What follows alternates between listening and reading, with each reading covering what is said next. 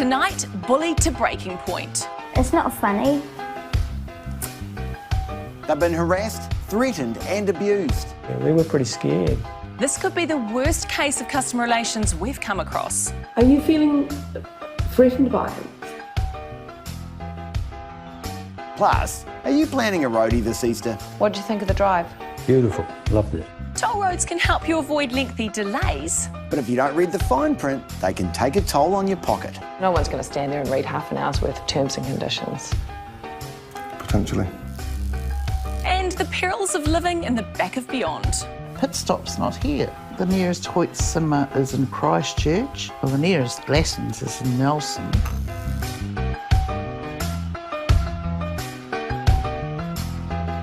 Welcome to the show. We lead tonight with an outrageous case of bullying. This might be stating the obvious, but threats and intimidation are not good for customer relations. Unfortunately, that's been lost on an Auckland roofing company whose bully boy tactics over a disputed invoice have driven a customer and his secretary to breaking point. And a warning, some of the language is very offensive. Here's Hannah. Like, in some ways, because they were so bad, we kind of had a bit of a laugh about them, but it's not funny. It's not funny for you, is it? Are you feeling threatened by him? Take a moment, have a sip of water. It might help. Monique is struggling because of messages like this. Faggot. You're gonna get it, bro. You're gonna get it, mate. You're gonna know what I mean. Just the aggressive nature of this guy. And aggressive and vile texts. He doesn't know me.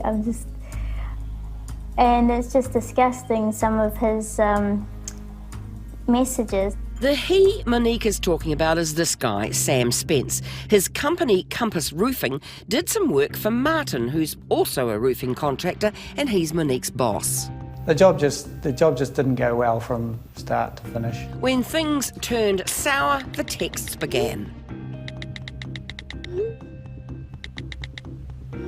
Yeah, we were pretty scared.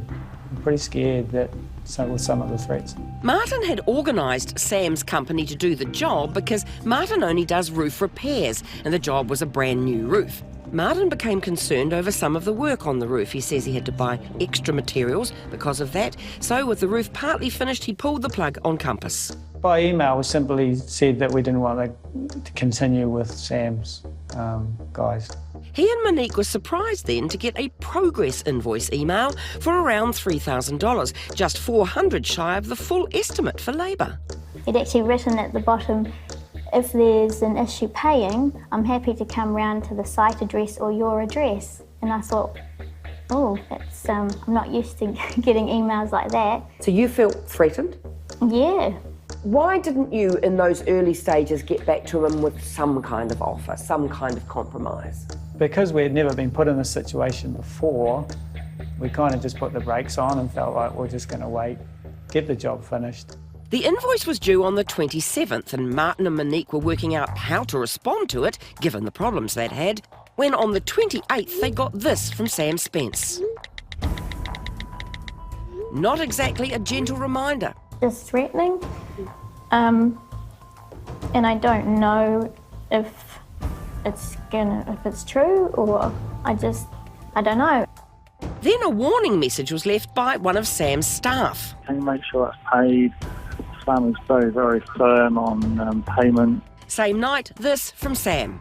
If you don't pay, several things will happen, Martin. One, that is, we'll head to your client's property, create a scene professionally, and remove some of the roofing and tarp up the work that we've done. We've done it once or twice before, we'll do it again. There were several payment requests from Compass Roofing which were professional and not abusive. Are there any more? But from Sam Spence, they also got abusive texts, sexual innuendo, and a lot of other just really unsavoury, disgusting stuff. There were further threats. We'll bankrupt you, liquidate you, destroy your reputation, or make your life a living hell. sexual references. Hi there, I'm just wondering if your wife's open for prostitution tonight. I've seen her in the NZ Girls magazine in the name of Monique. And rampant homophobia. Hey Marty, no mate, you need to play up, bro. Yeah, Martin, you gay homosexual. What he was trying to achieve by calling me a homosexual, is that going to get your money paid? Threatening to have sex with my secretary, is that going to get your money paid? I don't think so. For Monique, who is after all just doing her job, this has been very tough. I don't think anybody should get texts like that, you know. These were very personal to you. Yeah, I have cried sometimes and I just want it to stop. Yeah, I usually like my job. We asked Sam Spence about his behaviour. Yeah, well, that is a negative one. I've got no excuse. People need to pay their bill, mate. It's as simple as that. Do you think that helps to make them pay their bill using abusive and threatening language? It wasn't abusive or threatening, but I have to look at how I have to analyse these emails. Have you seen all the emails? The professional, polite emails that we've been sending them? I've seen your emails, Sam. Wouldn't The call negative them one? either professional or polite.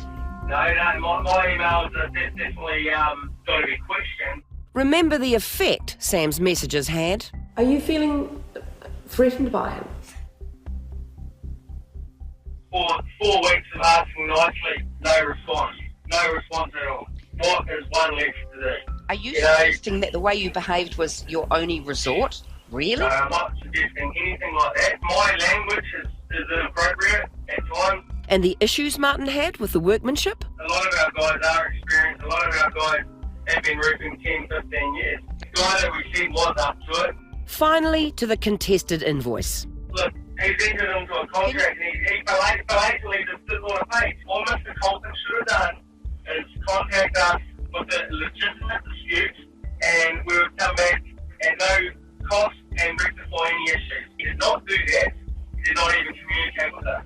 Yes, they should have contested the invoice in writing right from the start, but We felt intimidated and just felt that any response we made to him would only escalate the situation. Compass Roofing has since told us they weren't aware of Sam Spence's alleged conduct. They don't condone any such behaviour and they're investigating it. They also totally refute all allegations about the roofing job.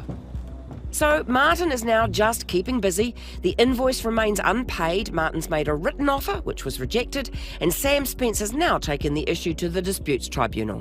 What do you want to say to Sam? We don't really wish his company any harm or anything like that. We're not out to make life difficult for him, but he's certainly making life difficult for other people. And I think if people are aware of that, then they've got that choice. It just save you a lot of grief if he doesn't change the way he negotiates and deals with people. Wow, I can't even begin to imagine what it would be like to be on the tail end of that kind of communication. No. Now look, our advice, if you get an invoice and you're not happy, dispute it in writing immediately. This case is set to go before the Disputes Tribunal. We'll let you know the outcome. All right, coming up after the break, are you planning on hitting the road this Easter? We reveal a money trap that could take a toll on your pocket. What do you think of the drive? Beautiful, loved it. It was a brilliant roadie, but a late payment fee has got this guy really hosed off. I'm not after a refund. I just feel that the administration charge is excessive. And loyalty rewards aren't always rewarding. Well, I think they should treat us like they treat the rest of the country.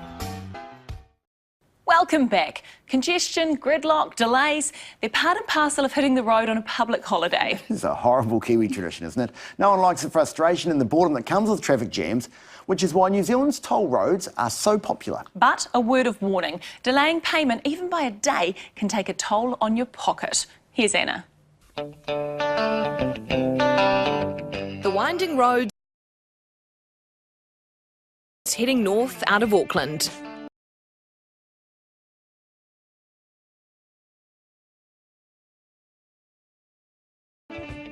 Green fields, forests and a glimpse of the sea. It's an engineering feat, this Northern Gateway, a tunnel cutting through the mountain and cutting down the travel time. And it's cheap, just a couple of bucks to enjoy the smooth, speeding highway out of town. Had you been up that way before? No, never ever. What did you think of the drive? Beautiful. Loved it. But for Wellingtonian John Byrne, it was also the most expensive piece of road he's ever driven on. $25 I think is excessive, bearing in mind that it was going to be both ways. John and his family were off to a wedding up north and hired a rental car for the drive from Auckland. Oh, the wedding was absolutely fantastic up in Mangawhai. I thoroughly enjoyed it. Cracker weather, time away, it was a great trip.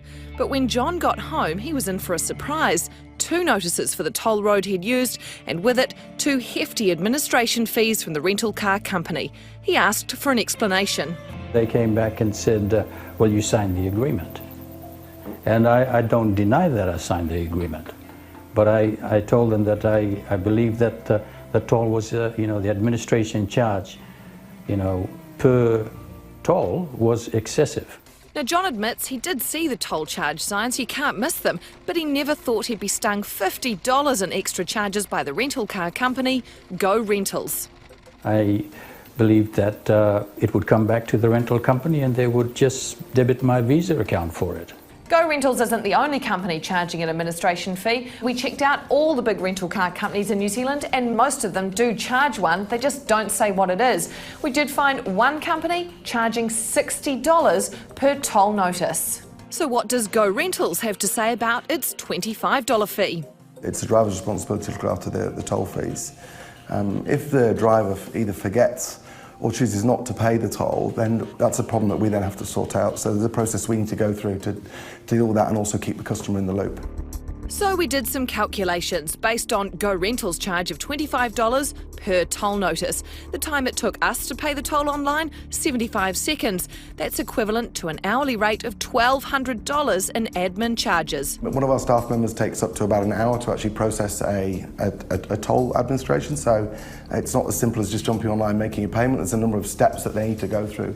Talk me through those steps. What are the sorts of things they have to do? Well, it starts with collecting mail. Unfortunately, it's a paper-based system, so it starts with collecting the mail, and that goes right through to then keeping the customer in the loop, transferring liability. We can't accept liability on behalf of the customer, so there's a bunch of correspondence that we need to go through and a processing at our end to handle the situation. Now, John could have avoided the charge if he'd paid online within 5 days. All he needed was the licence plate number. And Go Rentals says there's no secret here. The T's and C's are sent to every customer when they make their booking. Reality is that there's a possibility customers might choose not to look through the terms and conditions, and that, I guess, is their choice. Go Rentals' agreement is 9 pages long, which doesn't seem too onerous, but how long does it take to read? Let's find out. Go Rentals' terms and conditions. The rental contract comprises... You see, John's gripe is that the company should have said something about the whopper charge when they found out he was heading up north. They said I'd probably go through a toll gate somewhere up there near Warkworth. And what did you say to that? I said, okay, but there was no discussion about a $25 administration fee per toll. There are companies that don't charge for the toll, but most do. After all, time is money. No kidding. Genuine and reasonable pre-estimation of loss or damage. 26 minutes and 22 seconds to read it. We do our absolute level best to cover off the key important factors out of the terms and conditions as part of our process. Sure, but if there's a discussion that he's going on a toll road, yes. Should there not be another discussion, you should be aware there's a charge. And at that stage, the customer will be provided the information for the toll roads. But that doesn't state $25 each way, you're facing an extra $50, please make sure you pay this toll in advance. Correct, that's covered in the terms and conditions. Which you're expecting the person to remember when they turn up at the desk, right? Because no one's going to stand there and read half an hour's worth of terms and conditions. Potentially. Go Rentals' agreement shows John did sign on the dotted line. Right here, the fine print underneath says John therefore acknowledges he's aware of the rental contracts clause about tolls and fees. I think they should verbally tell you, look, if you get a toll charge, it's going to be $25. And perhaps it might be an idea for them to get you to sign those particular portions of the agreement. John can't avoid the fee now. If he wants to pay the toll direct, Go Rentals will still charge him $50 just to put the bill in his name. I'm not after a refund. at all, because I signed that agreement. But I just feel that the administration charge is excessive. But it looks like both John and Go Rentals have learnt something out of this.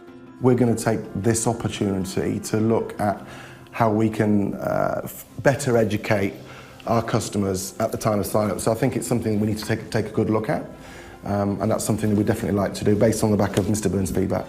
So well done to Go Rentals for listening, but all New Zealand companies, listen up. Fine print. Are you reading the fine print? Oh, very, very rarely. Who's got time for No fine one print? has time. All right, coming up after the break, if you live in the back blocks, loyalty is not always rewarding. It took me a long time to work out what skull candy was. Corporate generosity backfires badly. Pit stop's not here. The nearest Hoyt cinema is in Christchurch. Well, the nearest Glassons is in Nelson. And can you taste the difference between quality and cheap chocolates? Happy Easter to you and yours. Thank you very much.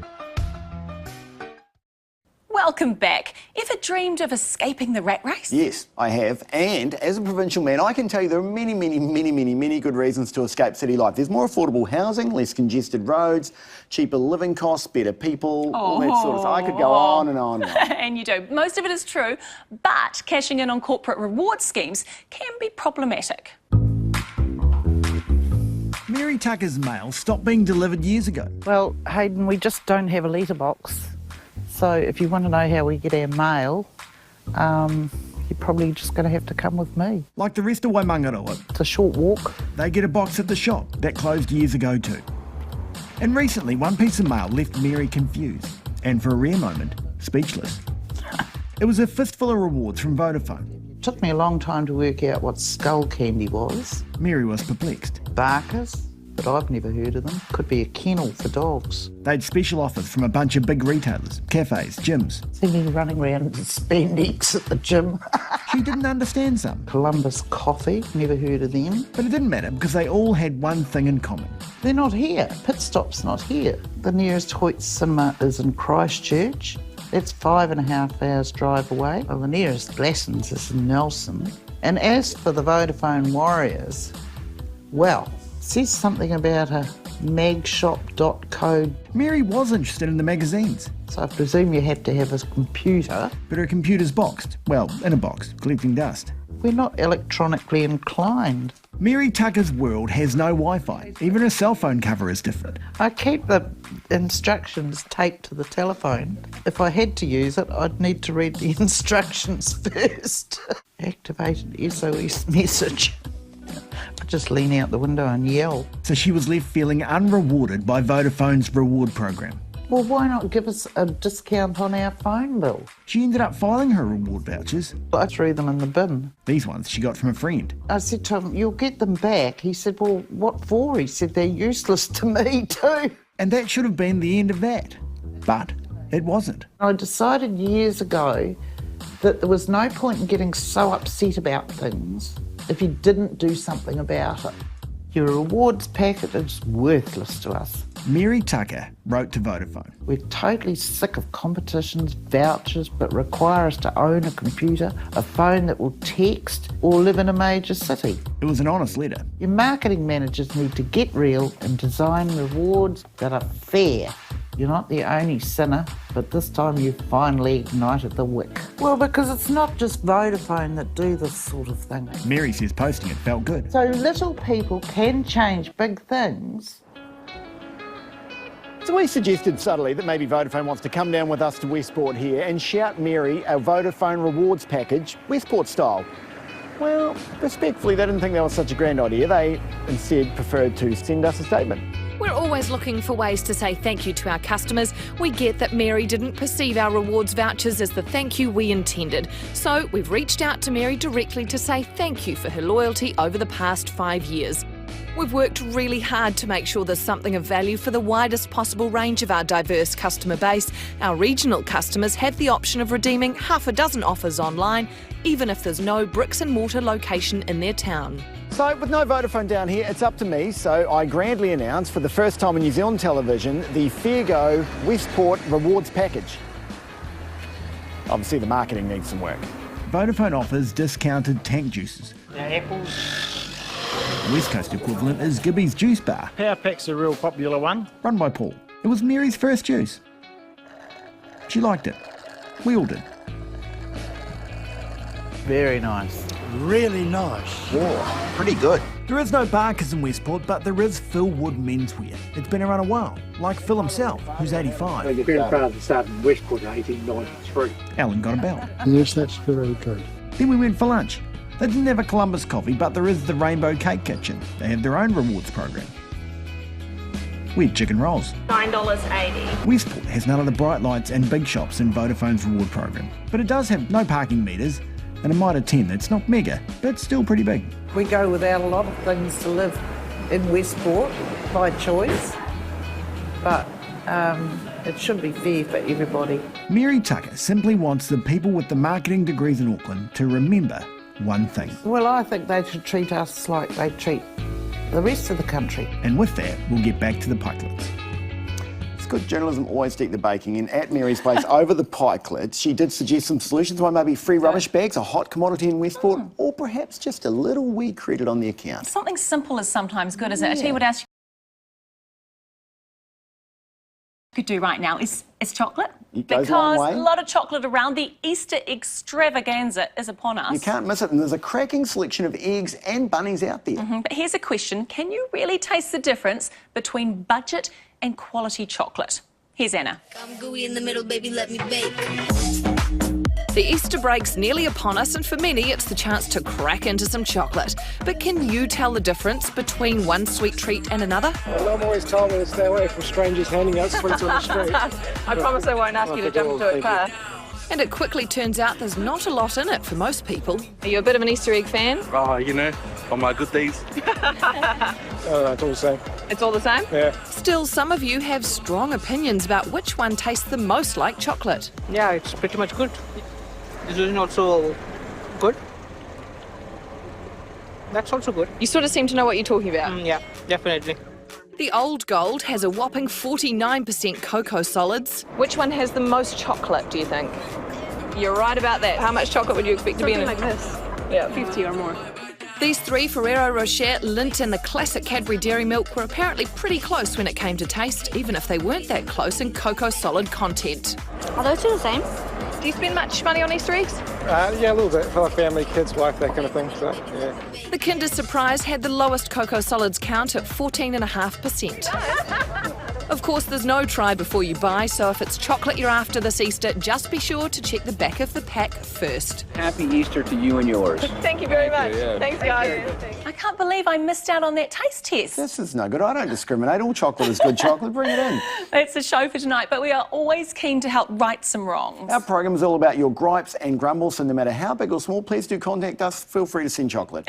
You can get us on Facebook, or you can email us fairgo@tvnz.co.nz, or write to us, private bag 92038 Auckland 1142. Thank you for watching. Oh, we're off for the next couple of weeks. We've got Easter break, of course, and then the Commonwealth Games. Yes, so we'll be back in 3 weeks' time. Until then, Paul Marty here.